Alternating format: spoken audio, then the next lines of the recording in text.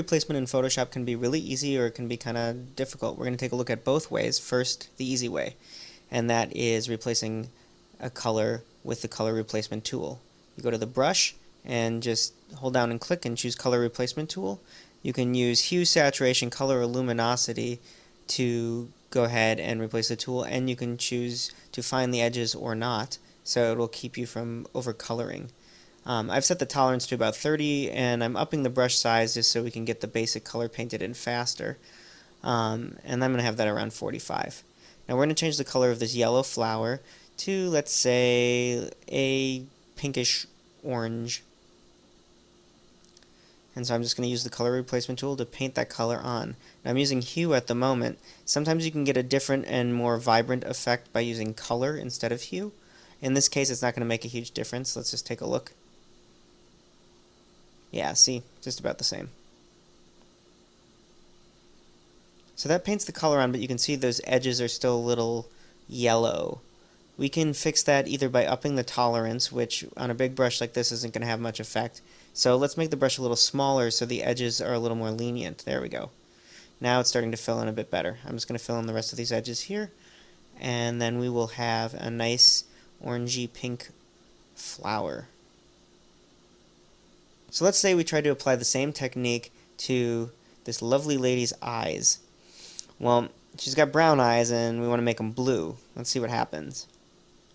I'm going to change the color to blue here and paint it on. Whoa, that is pretty intense.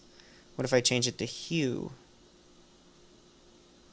Still kind of a little painted. I think we can do better than that. And this is going to require a little bit more work. So what we're going to do here is use the polygonal lasso to select the eyes. I'm going to give it a feather of about 2 pixels so we don't get really rough edges. I'm just going to go around the eye selecting the colored part.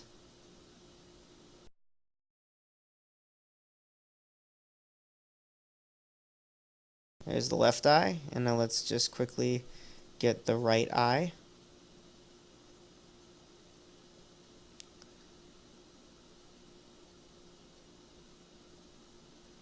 Now that we've got our rough selection, I'm going to go to the edit menu, choose copy, and then paste. So now we've got our colored eye parts in another layer. Now what I need to do here is first desaturate.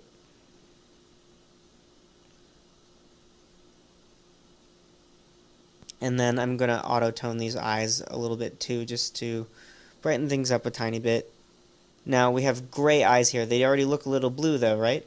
So I'm going to command click to select that layer, and we're going to make a new layer for just the color that's going to go on top. And we're going to take the paint can, select a dullish blue, and fill it in.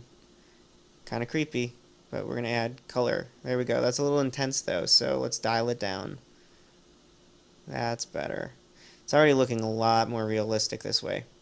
But we can do better than that. So I'm going to open up curves in my adjustments and just try to brighten things up a little bit because blue eyes tend to be a bit brighter. That's too dark. Not helping. Not helping. Let's bring that back up. There we go. Okay, so that's what it looks like close up. Not too bad. From far away you can tell it's blue, but it's not really all that evident. So I'm just going to, open up curves one more time and brighten it up a bit. And now you can kind of see that lovely blue color on this lovely, lovely photo.